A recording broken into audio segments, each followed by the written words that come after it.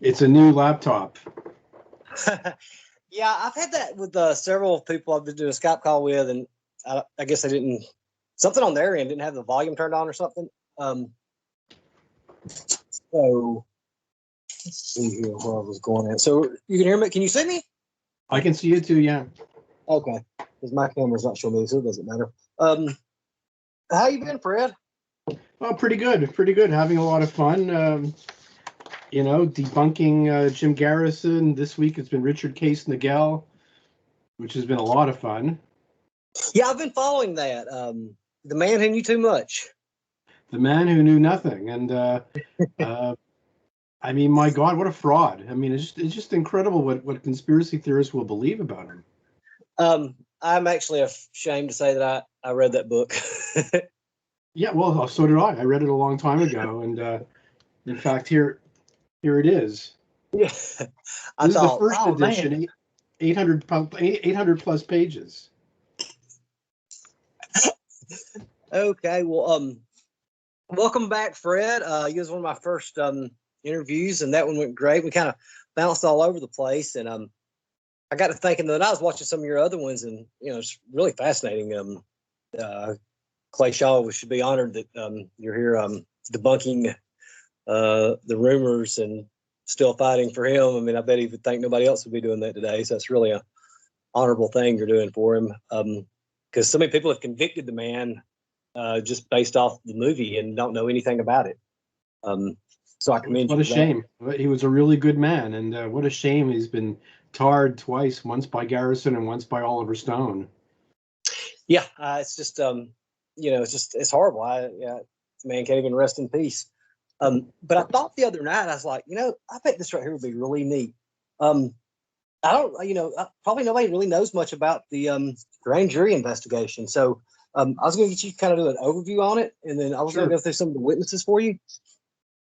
Well, I mean, one of the important things about Jim Garrison was that when he got into office, he realized that there was a lot of power in the district attorney. He had a lot of powers that he could use that other people hadn't really used, or in the way they did business. And he decided, I'm going to be different. I am going to use every power in my toolkit in this investigation. And one of those powers was the grand jury. So Garrison had the power to subpoena anybody he wanted to the grand jury. They would have to go to appear before the grand jury. They would have to testify.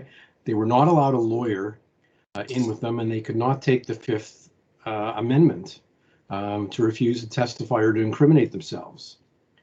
And so that was a lot of power. But that's one thing. But what he did with it was, one of his standard tools was to call people to the grand jury, and then he would indict them afterwards for perjury.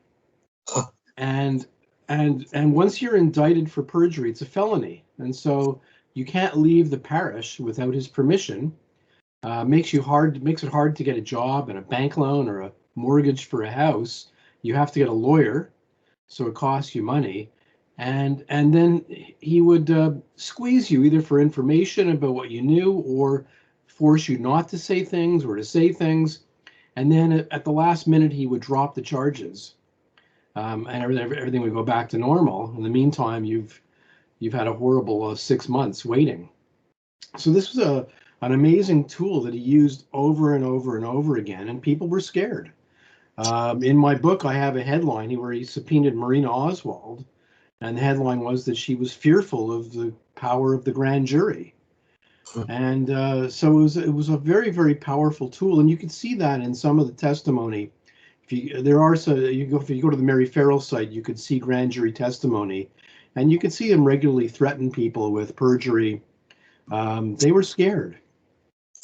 It was a massive tool. Oh, I'm sorry. Did this investigation start like how the movie portrayed it, as a chance conversation with Senator Long? Well, I don't. That's been disputed. I think that there may have been that conversation. It happened beforehand. And I think it basically happened in the fall of 1966 with Garrison probably starting to read. I think Harold Weisberg's Whitewash was a massive influence on Garrison. That book I tell her, go read that book and you will find a lot of the Garrison investigation in terms of some of the concepts in that book. And in fact, Dean Andrews said that when Jim Garrison first went to see him in the fall of '66, he brought with him a copy of Harold Weisberg's Whitewash. Oh, really? Yeah, and this was before Garrison had even read the Warren Report. He read Whitewash. Huh. So I was going through some of these witnesses here, and it looks like and this is just how it had it listed.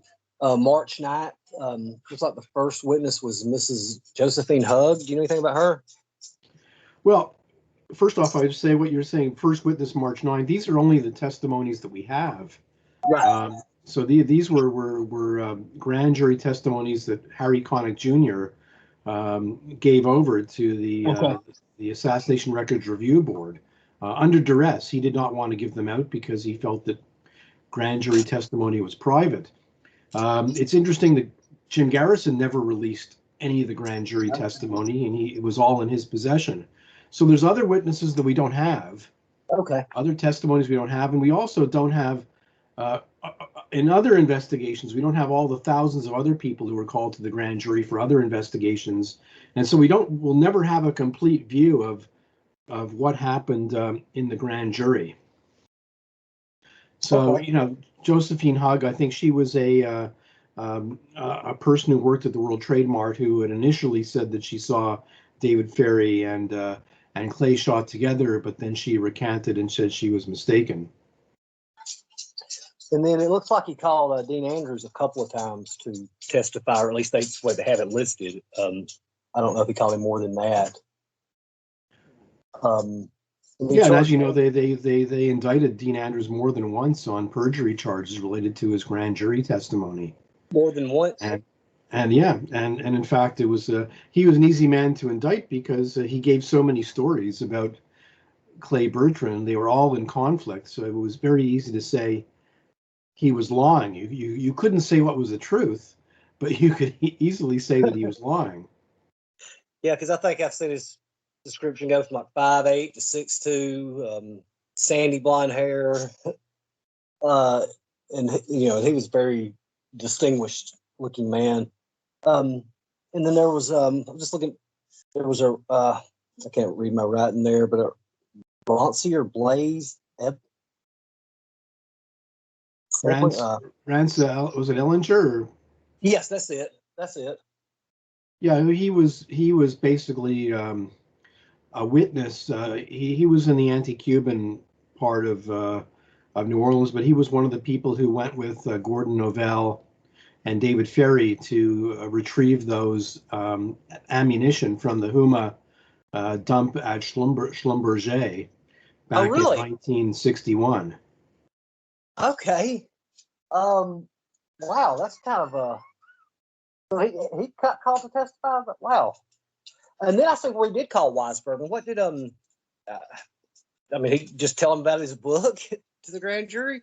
Yeah, well, he called Mark Lane, Harold Weisberg, and Raymond Marcus. Those are three conspiracy theorists to come in and basically, talk to them about their books and what they had found about a conspiracy. And it's just the general stuff, general information for the grand jury. Let's see here. I say a Carlos Quiroga. Carlos Quiroga. Q-U-I-R. Carlos Quiroga.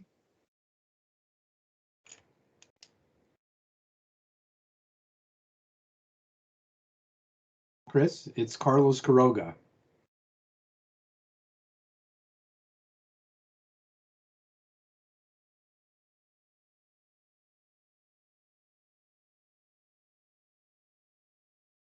You've frozen.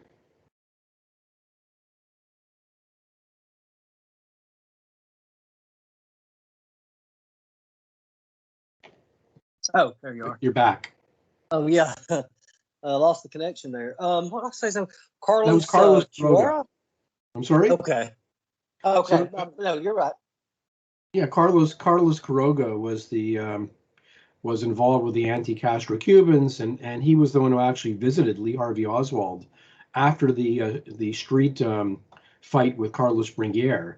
He went to Lee Harvey Oswald's house to talk to him about joining the Fair Play for Cuba Committee. But Quiroga was one. Quiroga was threatened by Garrison and his men a couple of times. I mean, they really gave him an extremely rough treatment. They forced him to undergo a lie detector test, and then they switched some of the questions, and they treated him extremely poorly. He wrote like a 26-page memo on the treatment that he received from Garrison and his investigators. It was pretty horrible. They really sort of tried to incriminate him in the assassination, and again, he was you could read it in the grand jury testimony, the anger of Garrison towards Quiroga, because Quiroga wouldn't really say the kind of things that Garrison wanted to hear. They tried to implicate this guy in the assassination? Yeah, they actually put him into a room in the district attorney's office, and they put a rifle in there, and they're hoping, I guess they were hoping he would pick up the rifle and put his fingerprints on a rifle, and he wouldn't do that. And they treated him really horribly. You can read it in my book. It's just a case study of how horrible Garrison could be. Wow. I didn't realize that they had went that far with it. Now, he's not the guy who actually owned the clothing store, right? No. He was a young guy who was involved with Carlos Bringuier and the anti-Castro Cuban cause, and Garrison really wanted him to say that he had seen Lee Harvey Oswald back in the summer of 1963, and of course he wouldn't do it. He had not seen Lee Harvey Oswald, and Garrison put a lot of pressure on him, as he did with Carlos Bringuier as well. Did he get called to testify to this grand jury? I think I may have looked over his.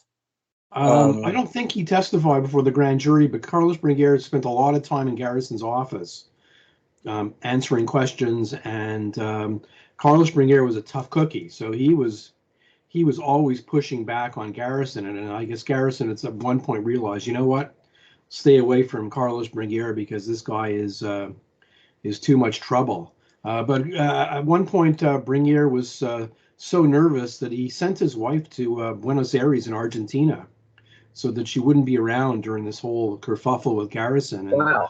She thought he was going to be arrested. She was so worried she had a miscarriage. Wow, really? Yeah. Oh my God, how awful. Yeah, it's one of it's one of those horrible things that happen to people because of Garrison, and it wasn't just Clay Shaw being a victim; other people were victims too. Gosh. Okay. Who was Regis Kennedy? Regis Kennedy was a local FBI man. So they called for him to testify, and of course he really couldn't answer very many of their questions. But they wanted to put the FBI under the hot spot. Okay, FBI agent, really? Yeah, that's kind of. And he said he was a local FBI agent in New Orleans.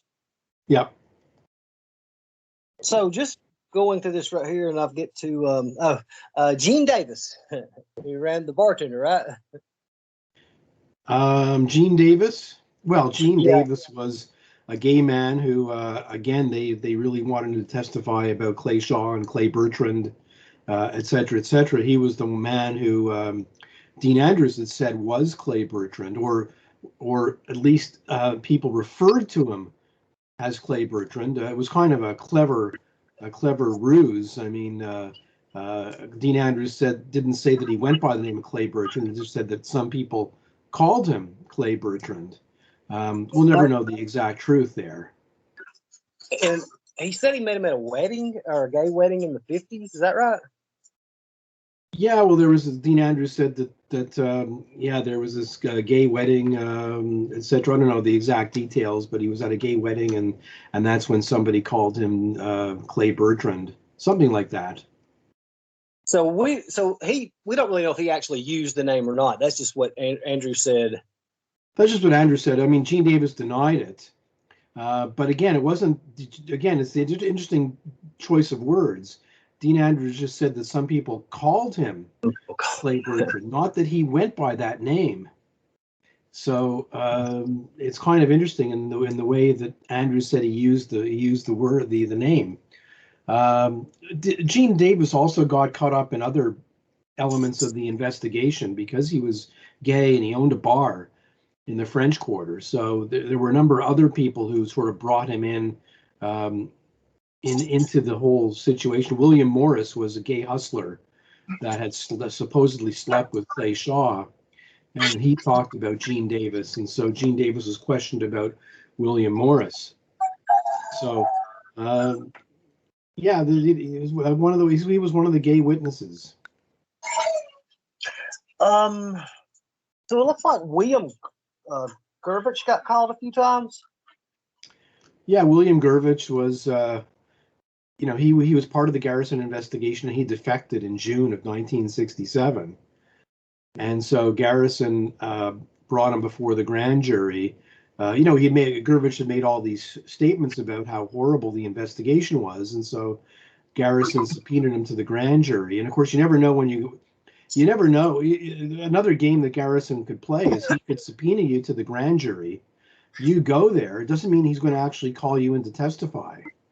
You're just there. He can make you wait for 5 hours and then excuse you. And this is the sort of games he would play. And so he sort of, brought Gervich in, who was not really prepared to testify. And then Garrison would sort of make him sweat outside and then call him in, and Gervich was not really prepared.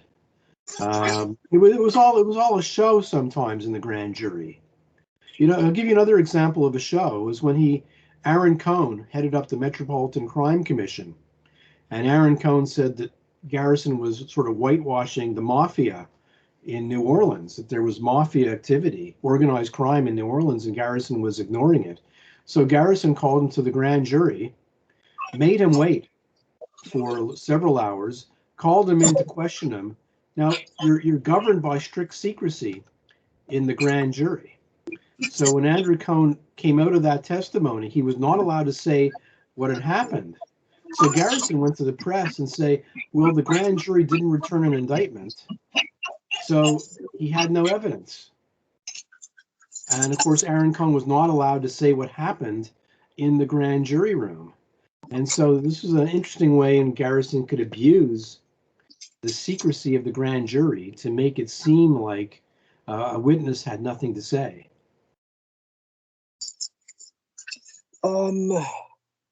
Let's see here.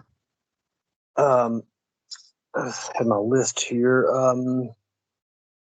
Joseph Landry and Peggy Landry.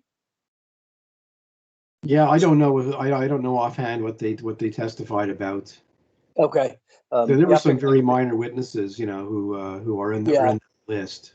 I'm surprised you've known this much detail about all these. I knew if anybody would know, it'd be you. You're for sure the go-to man on this topic right here. What about William Montagan? I've never heard that name before. William, I don't know the name either. Yeah. Because there's a bunch I've never seen here before. Now, why did Judge O'Hara testify? Oh, it was related to the whole Parton, Strait, and Hoffa fight. So he was there to testify on about a lawyer and some It was fairly arcane. It really wasn't to do with the JFK assassination. It was really more about lawyers in New Orleans and what they could testify to. You could read it, but it's not really all that relevant. Let's see here. Miguel Torres. I'm guessing that's something to do with the Cubans. Well, Miguel Torres was a prisoner. He was one of the prisoners who was in jail, and Garrison basically wanted him to testify as well. that he had seen Clay Shaw, he had slept with Clay Shaw, he wanted him to say all sorts of things, which he wouldn't do, and they offered him bribes. They offered him cocaine, they offered him a trip to Florida, they offered him a variety of things if he would testify about Clay Shaw, and he wouldn't do it. And so that's why he's there. And of course, a Garrison ploy again would be people would say things about what he would do, and he would call you to the grand jury to repeat what you had said, and then they knew people didn't want to say things because they knew that they would be charged with perjury, and so sometimes people would clam up before the grand jury. This is all, some of this was all show. Let's see here, John Handel. Yeah, I don't know the name either. I don't, Yeah, I didn't. I mean, that's a lot of names right here. So I see down here at the end, he did call Marina to testify. What can he possibly get from her? I think what he really wanted her to say was about how Lee Harvey Oswald was not home a lot or not home at night. And in fact, she said the opposite. She said that basically every night he was home. And he spent, when he wasn't working, he spent an awful lot of time at home. And sort of that was not what Garrison wanted to hear. And of course, she didn't know any, Garrison would have loved if she would have said, oh, yes, she knew David Ferry, or she knew Clay Shaw, or she knew all these people. She didn't know any of them. And so she had nothing to really add to his case, and she hurt it a little bit by disputing with him on Oswald's whereabouts. Let's see, Thomas Beckham. I think I remember that name from somewhere. Oh yeah, well, Thomas Beckham. Thomas Beckham. Thomas Beckham was a sort of a flim-flam man. He was a con man. Yeah. So he was the con man who had basically spent. He started off in the early '60s in New Orleans raising money. He would wear a priest collar, and he'd raise money for the anti-Cuban cause, but it was all for him. And then he would go on. He used to put on concerts. I think it was who was that famous teenage idol of the early 1960s? Ricky Fallon. I forget the guy's name. It wasn't Ricky Martin. It was somebody else who was really really big. And so what he would do is he would promote a concert with this guy.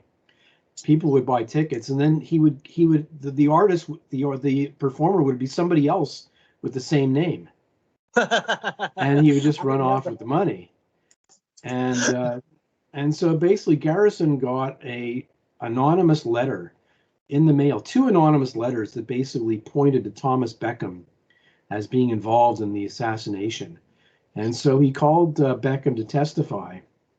And Beckham, it's a very funny, if you want to have a laugh, go read his testimony. It's really funny. He claims to have all these college degrees from all these non-existent universities. Yes.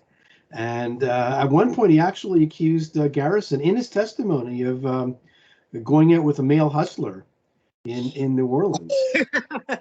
Really? And it's extremely funny testimony when you read it. And he was clearly a fairly uneducated con man who really had nothing to say. And then he repeated the same thing for the House Select Committee on Assassinations.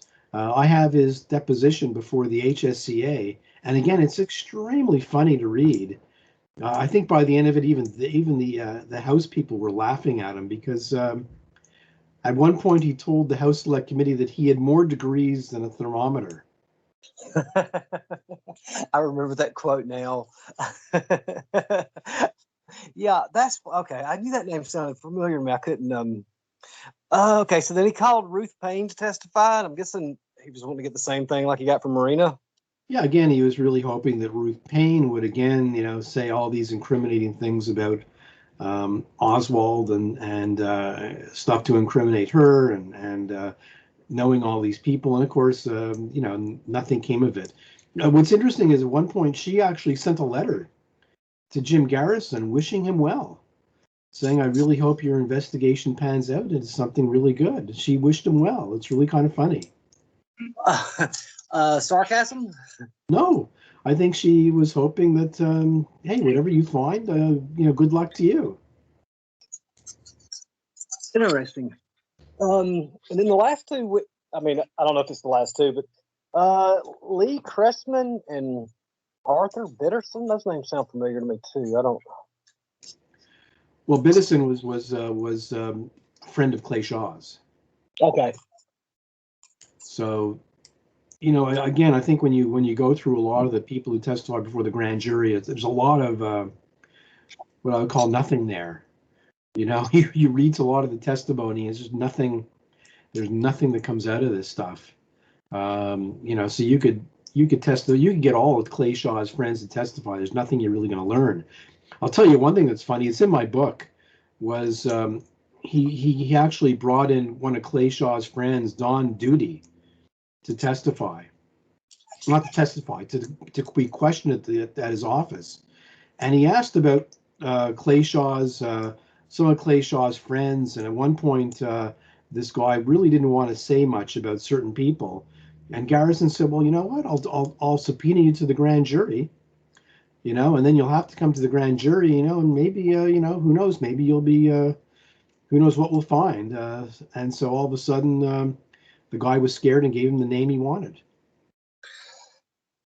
So I remember Garrison claiming all these people he tried to call to testify that was blocked and wasn't extradited. Was any of these he try to call them to the grand jury or to the trial itself? Or is that kind of a hard question? To the grand jury. Now, of course, it's all a conspiracy myth that he was blocked. I mean, look, he tried to extradite Edgar Eugene Bradley from California, but when the extradition hearing came, he didn't have any evidence to support his allegations, and Edgar Eugene Bradley brought a briefcase full of evidence to prove he was not in Dallas. So Garrison lost that extradition hearing, which he should have. He tried to extradite Gordon Novell from Ohio, but you can read in the newspapers they filed improper papers with the state of Ohio.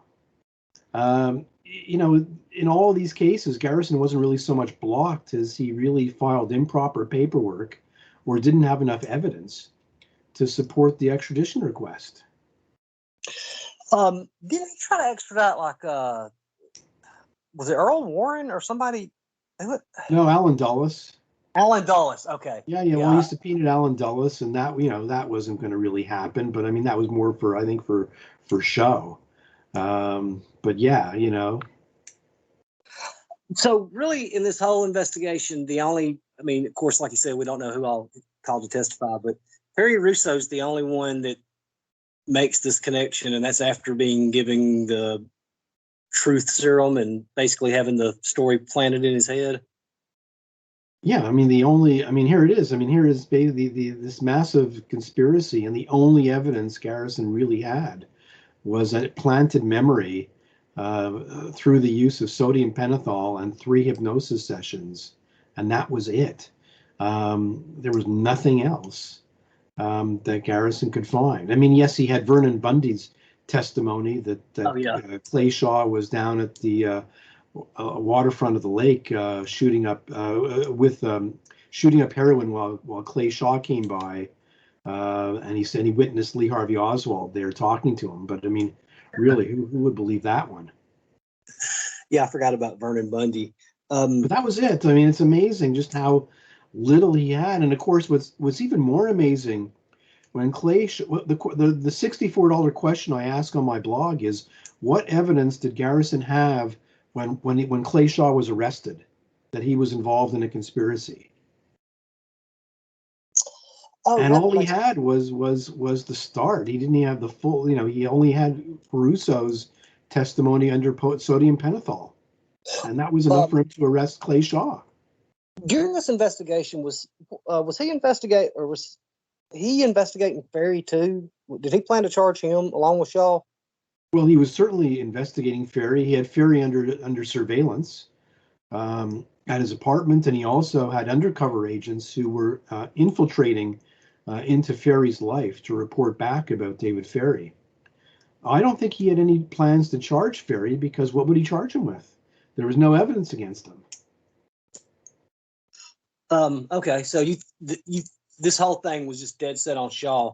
Well, I think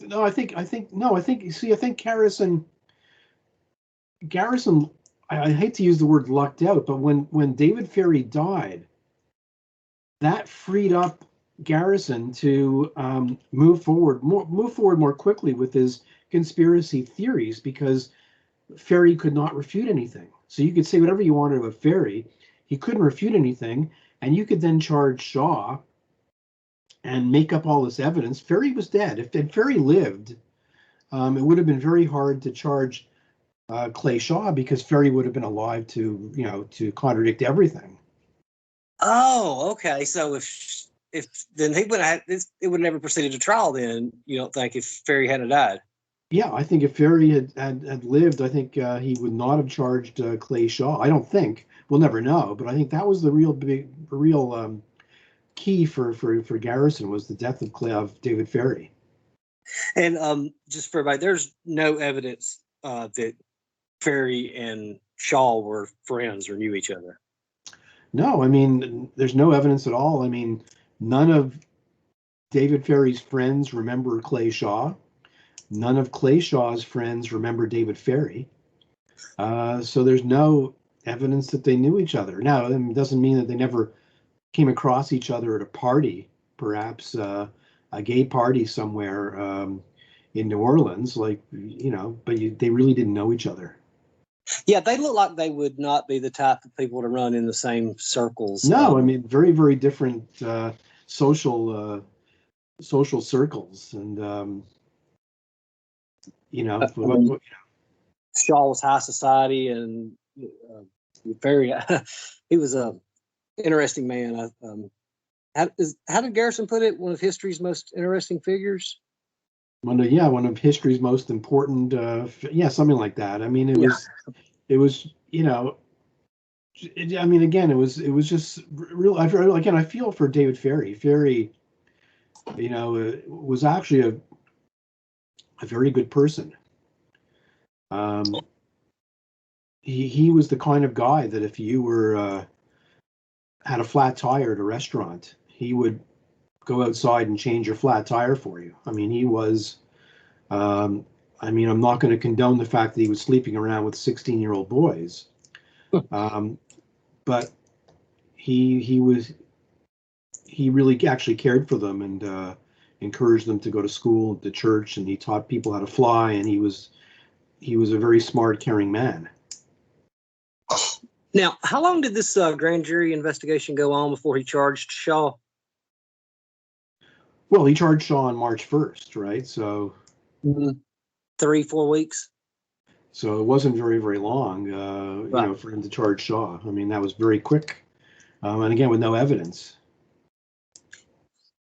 And now, I wanted to go over this one more time. Now, he arrested him. The grand jury indicted him, and then he picked his 3-judge panel? Is that right? Yeah, the way it worked was that Garrison had the power as district attorney to indict anybody he wanted for a non-capital crime by himself. Quite some power. He also had the power to dismiss any crime by himself. And so he charged Clay Shaw by himself with conspiracy to kill Kennedy. I think the reason he asked for a preliminary hearing was that the first person, if the defense asks for a preliminary hearing, they get to pick the judges. And so he asked for a preliminary hearing, and he got to pick friendly judges. And also it covered his ass, because he can then say later on to people, well, I went to the grand jury, they agreed with me, they indicted him. So he went the grand jury route as well. He went to the preliminary hearing and the grand jury. He went 3 ways, right, for the indictment. Did Shaw have any idea this was coming? Not really. I think he was called in for questioning in December 1966, just before Christmas. They called him in for questioning. They said they really wanted to clean up their files on Oswald in New Orleans. So that he was brought in for a quick questioning. It was very friendly. He left. He never really thought or never thought about it at all until I guess a few days before he was arrested. Walter Sheridan told him that he was really under suspicion. And then all of a sudden, bingo, he was arrested. God, talk about a gut punch to. It was, again, what a shock, you know. Could you imagine? No, I couldn't imagine that. Especially, I mean, you know, him where he sat is such a visible figure to be arrested and charged with conspiring to murder the president. You know, I bet that was a complete shock for him. So is there anything else I'm missing out on this grand jury that you'd like to add? Because I think I've covered all the witnesses and everything. Well, it just was incredible power. People were really scared of that grand jury, and people did not want to. Again, a large number of people were charged with perjury.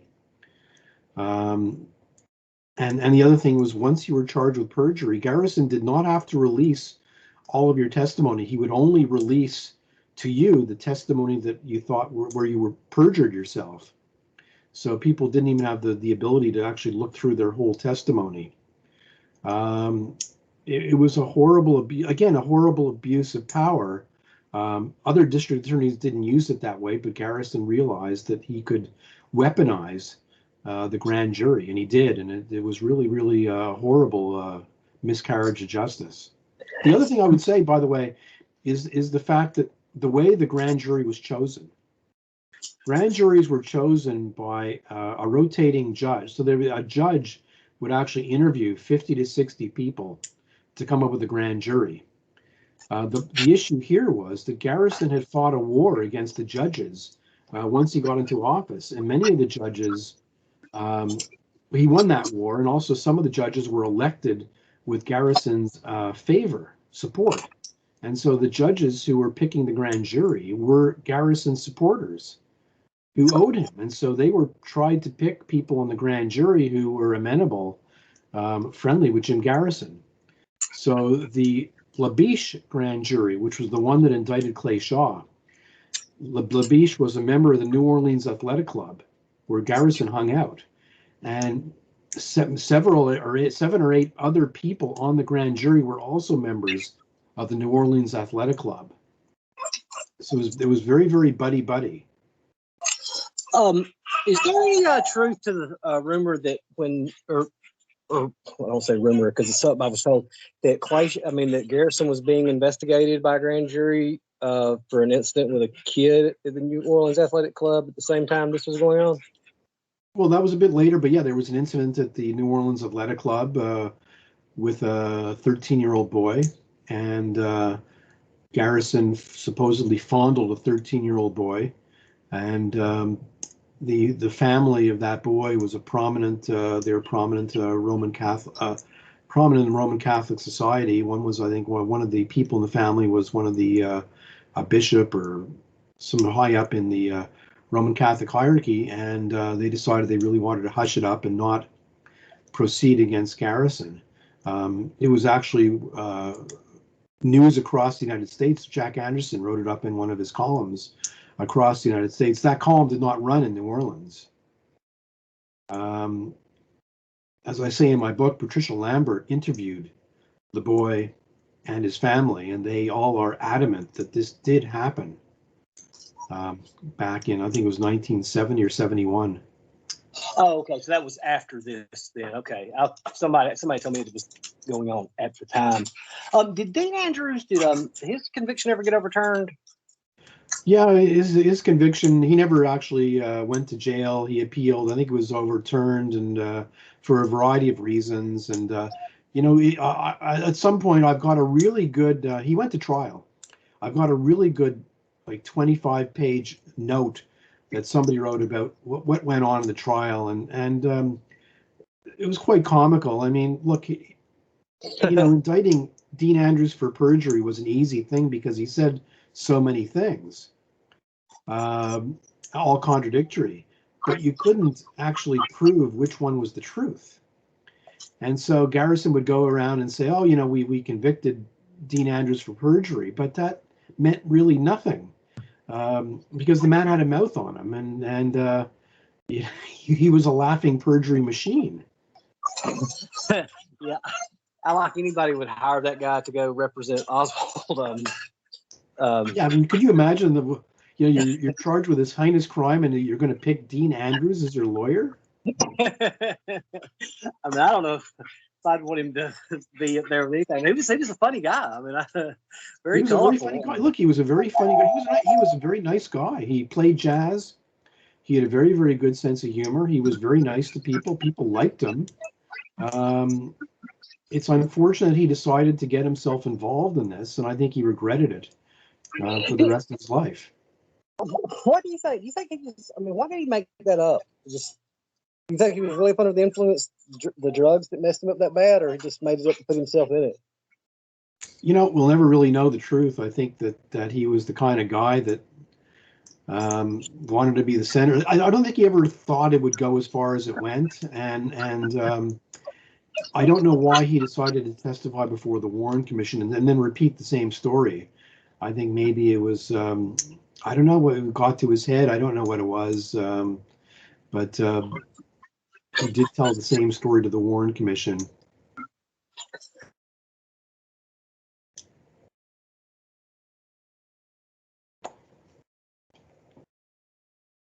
Oh, you're back.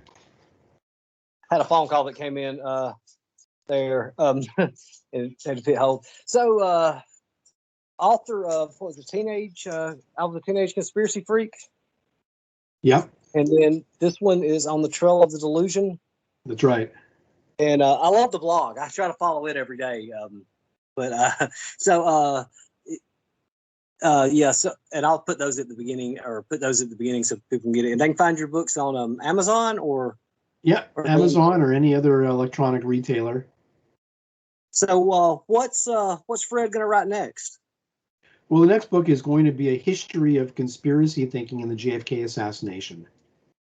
Oh, really? So we will go back to Mark Lane and Penn Jones and all the early critics, and then trace it all the way through to today and some of the sort of postmodern critics that you see today who dispute all the testimony and all the evidence. So we'll just sort of go through a history. It'll be quite a lot of fun. There'll be a lot of funny material in it, and hopefully it'll be out in a couple of years. That right there will be a great one, because I was talking to somebody the other day. I was like, I've watched it go from, Oswald being involved, there being a conspiracy, to now going all the way up to Jack Ruby wasn't a shooter, and Bookout was the one that shot Oswald, and it was like, man, where does this thing stop at? It's quite incredible, and I think it doesn't stop. Although I think, I think that the nice thing about Facebook and the internet is you could fight back on some of these conspiracy theories, and for people who don't really know that much, you could actually win some arguments or show them that you're the sensible ones. And so I think that we're actually fighting a winning battle here on this topic. Yeah, because I was telling somebody the night, like, I can't believe I fell for all this stuff for so long, and it was kind of like I woke up one day like, we all fell, Chris. We all fell for it. I fell for it. Who didn't fall for it? We all did. Oh God! You have some intelligence to sort of get out of that rabbit hole to understand what went on. That says something. Well, I wonder if some of these people, if they just are so stubborn, they just won't give up on it. Well, it's stubborn, and it's a refusal to face the facts. I mean, look, this week I was on one of the JFK boards talking about Richard Case Nagel. And one of the stories is that when he was arrested, he had an Oswald ID card on him at the time, in September '63. Well, the truth is that they found a poor photocopy of that card in Bernard Fensterwald's office in Washington, D.C. in 1976.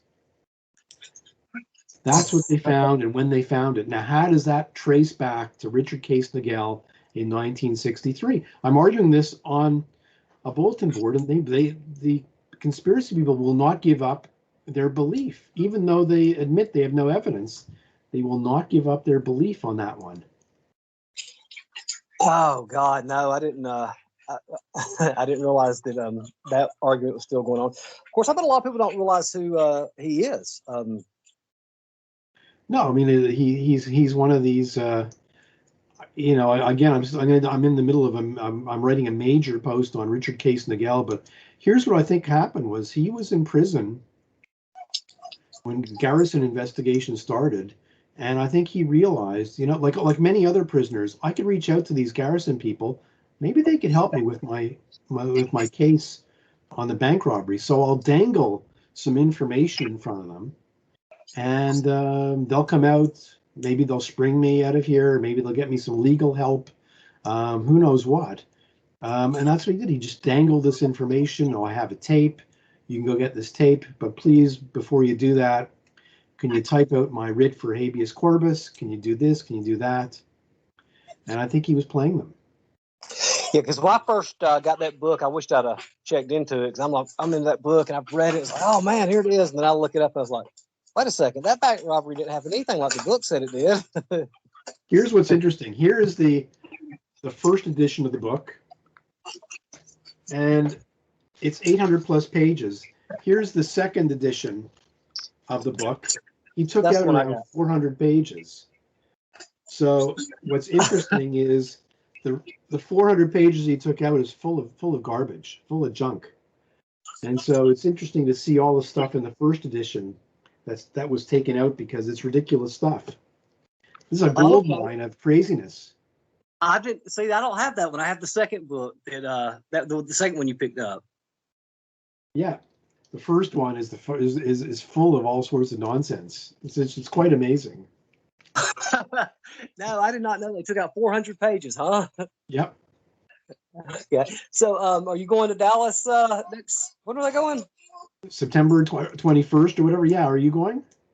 No, that's when football season starts. And being down here in Alabama, I'll have tickets to most to the Alabama games.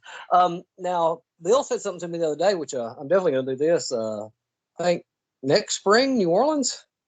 Yeah, spring in New Orleans. I think that would be a great trip. I want to go organize and take everybody around to all the sites. And yeah, that sounds awesome. That'll be a lot of fun, and we'll it'll be stuff. We'll go all sorts of places that I haven't been to myself, but and that'll be a lot of fun. And New Orleans is fun anyway. So yeah. Great he asked food. me. Oh God, yes. I said. So we'll have a good time in New Orleans. Oh, I can't wait for that, because he asked me about it about for him in the Matt debate, and I said, yeah. I said, I'll for sure go for that, man.